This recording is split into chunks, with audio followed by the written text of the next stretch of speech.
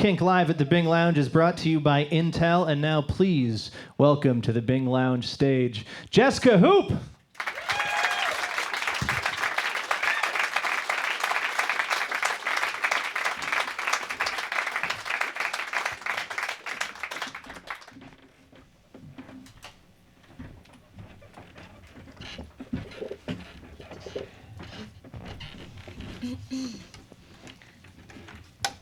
Good afternoon, Portland.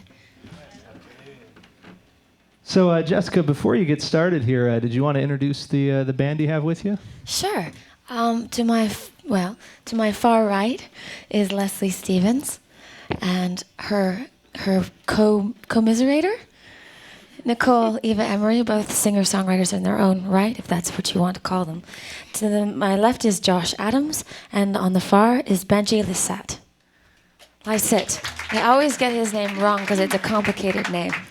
Lysette. So I read that you were a backup singer on Peter Gabriel's recent tour. I not his most recent, but yeah, last year I did some touring with him. What was that like to be with Peter on the tour?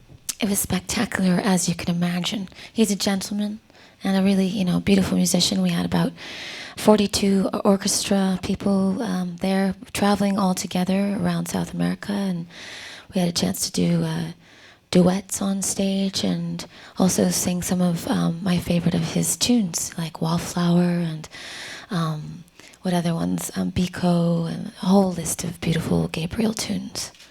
Excellent. So before your most recent album came out, you did kind of a little video preview of the album that I really enjoyed watching on YouTube, and it was kind of narrated by, a skeleton, your bones, they claim to be. Yes. How did that come about? Limitation. I needed to find a way to announce the record, and who wants to see me sit down in a chair looking cute saying I made a new record? But more than that, we wanted to just do something fun that afternoon. But at first the skeleton thinks that Jesca has been being held in captivity. So she how does it work? She announces she's I can't remember how it goes. You have to watch it. There's a little twist, but you have to read the beginning and the end, and it's a fun little skit that we've made one afternoon. So when I was listening to the most recent album, The House That Jack Built, one of my favorite tracks was Hospital, and I think it's one of the happiest songs about a hospital that I can remember, at least happy-sounding songs. Happy-sounding. Yeah, so what's the background to that? Do you have some fond memories of hospitals? No.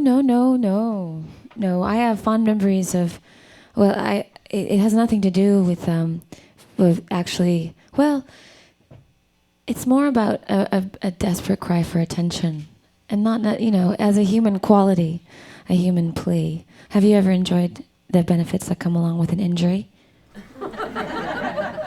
Who hasn't, really? Exactly.